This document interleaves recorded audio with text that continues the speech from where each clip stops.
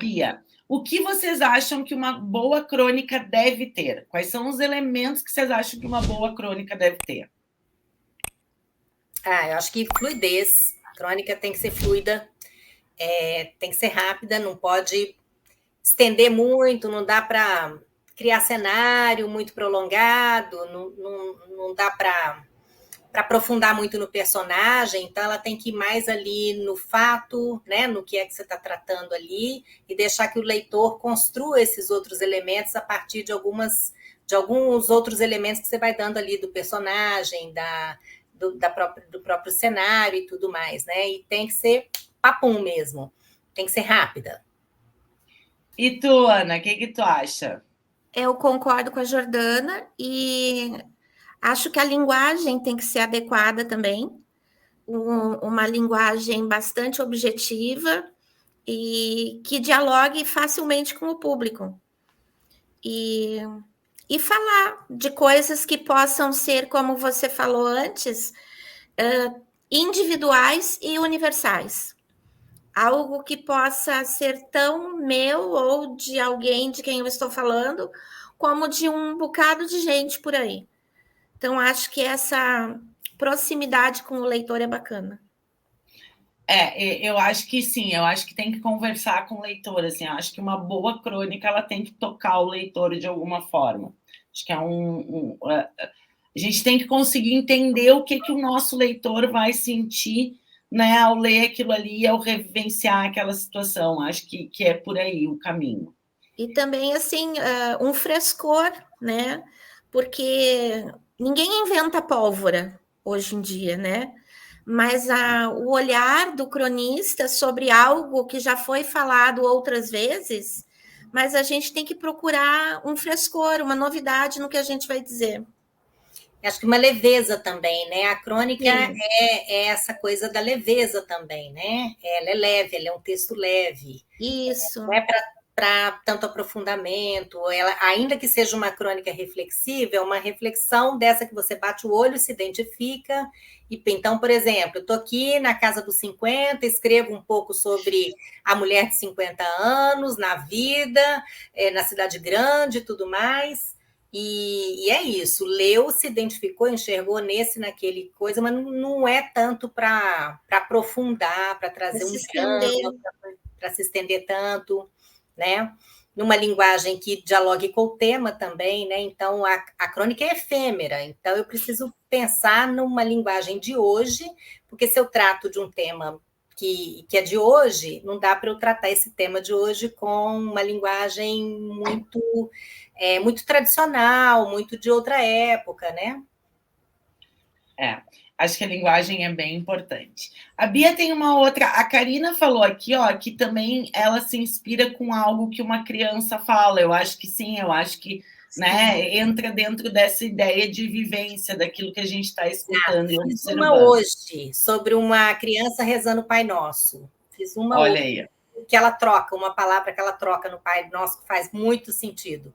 Fiz uma hoje, adoro isso também, esse tema também. E aí eu vou aproveitar e fazer a pergunta da Bia. A Bia perguntou assim: vocês fazem crônicas para crianças? Um autor de literatura infantil disse que tem um nicho aí que não é explorado. O que vocês acham? Então, Bia, é a Bia. Eu não faço para crianças, mas eu concordo que tem um nicho a ser explorado, porque eu sou autora de material didático. E quando eu tenho que trabalhar crônica para criança, que eu preciso da crônica apropriada para o público infantil, eu não encontro. Então, concordo plenamente que tem. Escrevo crônica, mas não escrevo para criança, né? Então, Casa de Ferreiro, Espeto de Pau. Sei que precisa, eu mesma preciso dela, mas quando eu escrevo não é para criança. Mas eu tenho crônicas que podem ser lidas por crianças também. Não, obviamente que uma criança aí de uns 10, 12 anos, né? Que já tem ali uma familiaridade com o gênero e tal, dá para ler. Mas não que eu escreva para criança, especificamente pensando no público infantil, até porque isso é muito, muito recente, muito novo, né? É a crônica para esse público. A crônica é um gênero tradicionalmente mais adulto, né? Até pela origem jornalística, né? Como uma coluna de jornal. Exatamente. Mas como hoje existe jornal voltado para o público infantil, especificamente para o público infantil, cabe realmente, é um nicho, né, que está aí aberto, né, que pode ser preenchido. Mas não cheguei lá, não. Bem interessante, Bia. Será que ela sabe informar qual foi o autor infantil que sugeriu isso? Não E sei. ela me fez lembrar que acho que o meu primeiro contato com crônica foi na coleção Para Gostar de Ler, volume 1, aquela que tinha o pintinho amarelo na capa, que tinha crônicas do Rubem Braga, Fernando Sabino. Então, eu lembro de uma que me comoveu muito, foi O Menino e o Pintainho, eu acho que é o nome. E é o que a Jordana aponta, né? Não são crônicas para crianças, mas podem ser lidas por crianças, mas também nessa faixa, 10, 11, 12 anos. Mas é um nicho interessante. A Anabela me fez lembrar do meu primeiro contato com crônica, que foi Stanislau Ponte Preta, e eu devia ter o quê? Uns 10 anos de idade também. E foi ali que me pegou. Eu acho que eu pensei assim, se um dia eu escrever, é assim que eu quero escrever. Eu nem sabia que aquilo chamava crônica, mas eu falei, eu quero escrever desse jeito. Olha só. Tu vê, eu não me lembro do meu primeiro contato com crônica, sinceramente. E também são dois assuntos que eu não vou opinar. Crônica e para infantil, entendeu? São dois públicos que não fazem parte do meu normal, assim. Mas eu fico imaginando como, e acho que tem aí realmente um nicho, né? Pensando do lado comercial e editorial, existe aí um nicho, sim, mas o como um adulto poderia fazer a crônica para a criança, pensando na experiência da criança. Porque, por mais que a gente seja ótimo observador, há um distanciamento de entendimento das vivências. Muitas vezes eu tenho um menino de 11 anos que está adolescendo, e é comum a gente esquecer de quando foi a nossa vez, né? E de tentar atualizar e de tentar com que eles entendam sobre a mesma perspectiva que a gente. É um exercício constante, né? Quem tem filho sabe, de se policiar para não estar impondo ali uma realidade que não é da criança. Exato. Então, pensando em como casar isso a ponto de realmente fazer sentido para o leitor infantil. Uhum. Né? Mas sabe que existe um trabalho bem bacana com crônica, não crônicas escritas para criança, mas crônicas escritas para o público que lê crônica, vamos dizer assim, que pode ser criança, adolescente, adulto, pela Olimpíada da Língua Portuguesa, que é um programa super bacana do Escrevendo o Futuro, e eles têm a formação e têm o material didático de crônicas, e é muito interessante, muito rico, mostra todo o movimento do texto da crônica voltado para a criança. É um material que se distribui gratuitamente para as escolas públicas que se inscrevem e tal, e tem um trabalho fantástico com crônica, mas crônicas escritas por adultos para adultos, né? Mas uma curadoria ali que possibilita trabalhar com a criança. Não, possibilita trabalhar aquele texto com a criança, mas para fins didáticos. Isso não significa que o texto realmente está mobilizando a criança leitora. Ele está ali estudando o texto, tem uma diferença. Mas ele está estudando o texto sob a perspectiva do gênero também, e ele produz crônica. Tem uma proposição. Mas daí tudo bem. Quando ele produz, ele vai falar dos assuntos dele e vai fazer sentido para os colegas dele, entende? Aí que eu estou querendo chegar. É que a produção de crônica, do ponto de vista de um adulto para uma criança, ela não vai ser a mesma experiência que nós adultos. O adulto produzir para a criança, não, concordo. Porque nós produzimos e a gente entende o mundo do mesmo jeito. Então faz sentido para a gente, né? Porque é a nossa vivência. Mas acho que é interessante, acho que dá aí para explorar, e daqui a pouco, né, tá pensando em quem são esses jovens autores que estão mais próximos, né, e que poderiam desenvolver aí esse nicho. Acho bem interessante. Vamos lá que a gente tem perguntas aqui. Denise, vocês retomam né, reformam o texto, lapidam? Eu gosto muito dessa expressão, Denise, lapidar o texto. Várias vezes, como é esse processo? várias vezes, Denise. Eu tenho, assim, de processo criativo mesmo, escrever e botar na quarentena. Eu tenho pasta de quarentena. Então, escrevo, blá, blá, blá, blá, que é assim, aquela coisa de... vou usar uma palavra esquisita, vômito, né? Então, veio na cabeça a ideia, tá. Ai, descarregou. Então, agora eu não tenho condição de revisar, porque está tudo muito misturado entre o que saiu e o que eu pensei. Vai para a quarentena. Aí lá eu deixo dormir alguns dias, às vezes meses, às vezes eu não volto naquilo. E tem coisa que eu falo, não gostei. Aí, daí a 3 anos, eu pego e falo, opa, aqui dá para eu fazer, e aí eu consigo mexer e aquilo fica no ponto que eu acho satisfatório, ou às vezes até acho bom. Mas sim, reescrever várias vezes. E abandonar também. E abandonar também. E saber abrir mão de uma ideia que não está fazendo sentido. Não está rolando naquele momento. É muito importante também. E tu, Ana, como é que é esse teu processo? Então, essa coisa de deixar o texto adormecer e retomar é algo que eu estou aprendendo. Porque nunca na vida eu gostei de rascunho. Nem prova, jamais eu fiz rascunho, eu já fazia as coisas direto. Nunca gostei. Então, assim, contigo, com o Marcelo, o Gustavo, eu vou aprendendo a essa coisa de deixar o texto adormecer, amadurecer um pouquinho. Mas sim, eu tenho feito isso, de lapidar o texto, mas não muitas vezes. É uma, duas no máximo.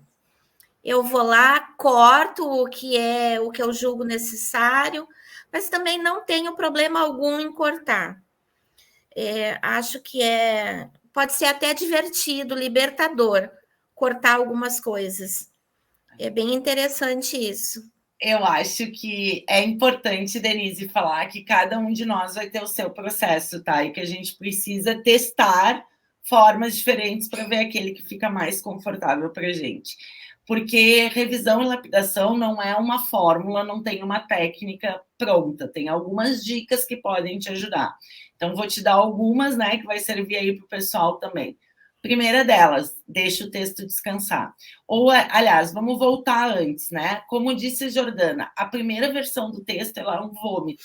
O Caio Fernando Abreu, ele usava essa expressão, né? Que a primeira versão do texto, ele é aquela coisa que sai, que deixa fluir, não te preocupa com a gramática, não te preocupa com nada. Só deixa a ideia vir. Se tu repetir 1000 vezes a mesma palavra, não tem problema, só deixa a ideia vir. Depois é preciso deixar o texto descansar. Por que descansar? Porque o nosso cérebro vai se desconectar. E aí, quando a gente volta naquele texto, é como se ele estivesse lendo o texto novamente. Então, tu consegue, né, ter um respiro maior, te desligar, te distanciar, e aí olhar aquele texto com uma visão mais crítica. E depois faz isso quantas vezes tu achar necessário e te sentir seguro. Só que no momento em que tu começar a mudar a ideia e não mudar o texto, tem um problema aí. Ou tu não vai nunca abandonar esse texto, porque tu vai começar a mudar de ideia a todo momento, e aí nunca vai chegar no fim, tá? Ou tu realmente precisa de uma segunda opinião. E aí pede para um outro escritor, pede para um colega, né? Eu sempre digo isso, vocês têm aí a possibilidade de encontrar inúmeros primeiros leitores no curso, porque vocês, né, fazem aí, trocam, conhecem pessoas, então aproveita isso, pede uma opinião, e aí sim vê se é teu sensor crítico que está ali muito cri-cri, dizendo que não, que está horrível, ou se realmente tem algumas questões que precisam aí ser revisadas novamente. E só para te dizer que esse processo é muito amplo e válido e cada um vai fazer do seu jeito, que o Stephen King, por exemplo, ele diz que não faz mais do que 3, 4 revisões. Já tem escritores que vão te dizer que tem que revisar 11 vezes, 12 vezes, 20 vezes. Então, é de cada um. E tá tudo bem. Só encontra a fórmula que funciona para ti, tá? Isso é importante. Tem escritor premiado que tem 11 versões, né? É isso. Me parece que tem 11 versões de um livro premiado. A Vanessa Passos, exatamente, ela fez 11 versões do A Filha Primitiva, que foi o que ganhou o prêmio Kindle. O Stephen King, ele fala, né, no livro dele abertamente que ele acha que se for revisar mais do que 5 vezes, o livro tem um problema e ele desiste da ideia. Então, assim, cada um vai ter o seu processo. Eu tenho um fluxo de trabalho que, para mim, funciona, né? Eu faço primeiro a escrita da primeira versão sem voltar para trás. Então, eu vou até o fim. Aí, depois, eu faço uma leitura, volto, quer dizer, deixei descansar. Enquanto ele está descansando, eu estou trabalhando em um outro projeto. Aí, volto, vou fazer a primeira revisão. Eu faço uma leitura em voz alta de todo ele gravando no celular. E aí, depois, eu só vou editar quando eu for me ouvir. Então, aí, quando eu for ouvir, é que eu vou voltar para editar. E aí, eu vou ouvindo, parando, arrumando, editando. Nanana. Aí, eu mando, né, para a minha revisora. Aí, ela vai me mandar de volta. Ela faz um trabalho de leitura crítica junto. Aí, ela vai me mandar de volta. Aí, eu vou revisar de novo. Aí, eu vou mandar para leitor beta. Aí, eu vou voltar e revisar de novo. E aí eu vou diagramar. E quando eu diagramo, eu ainda leio mais uma vez a diagramação. Então, assim, acontecem várias revisões, né? Mas tu tem que ter uma organização que funcione para ti. Cada um de nós tem o seu processo. E eu acho legal também, Lu, a gente pensar assim em revisões com objetivos distintos, né?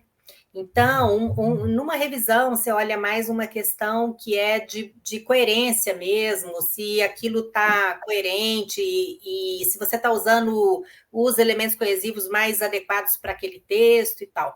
E uma outra revisão que você vai olhar se tem algum problema gramatical, se tem repetição de palavras, se tem... eu seleciono, eu faço setorizada. Agora eu vou olhar isso. Tá, ok. Estou satisfeita? Então, eu passo para outro ponto da revisão. E aí, isso não pensando numa revisão já no processo de publicação. Na revisão do dia a dia, que eu vou deixar aquele texto ali para um dia publicar, é uma revisão que eu pego mais leve, né? Mas tu sabe o que tu estava falando e me surgiu de comentar? Tem uma diferença da revisão do texto curto para a revisão da narrativa longa. E isso não pode ser, não dá para deixar de comentar, porque tu consegue no texto curto fazer essa setorização. Primeiro eu vou tirar todas as repetições, depois eu vou olhar a gramática, depois eu vou ver isso, depois eu vou fazer aquilo. Na narrativa longa, tu não vai conseguir fazer isso, senão tu não vai sair do primeiro capítulo nunca. O tempo é impossível. Então tem que ser, né, organizado também de acordo com a proposta de texto que vocês têm. Sim. A linguagem... experiência com crônica, então dá para fazer isso, porque é texto por texto, né? Inclusive, se eu quiser parar e revisei 10, amanhã eu reviso mais 10. Ok. E a linguagem também, né, da crônica, ela vai manter muito mais uma constância, porque é a linguagem do autor, né, do que necessariamente na narrativa longa, que eu vou ter vozes de personagens e narradores diversos. Então, tem essa questão também de estar atento, né, à voz de quem está falando. Mas, Denise, espero que a gente tenha ajudado. Vou aproveitar e vou exibir a próxima mensagem, que é a do Dirceu, que ele tem dificuldade em escrever crônica justamente porque tem uma dificuldade de omitir os personagens. Tu não necessariamente precisa omitir os personagens, Dirceu, só que a voz aqui é a do autor, não é a voz de uma personagem, né? Na verdade, quem narra a crônica é o próprio autor. Essa é a diferença entre crônica e conto, por exemplo, é porque quem está narrando é o autor, quem está dando a sua opinião é o autor. Então, é uma versão muito mais pessoal, mas a tua crônica pode ter personagens inseridos na história sem problema algum. Inclusive, cria-se personagens também para as crônicas.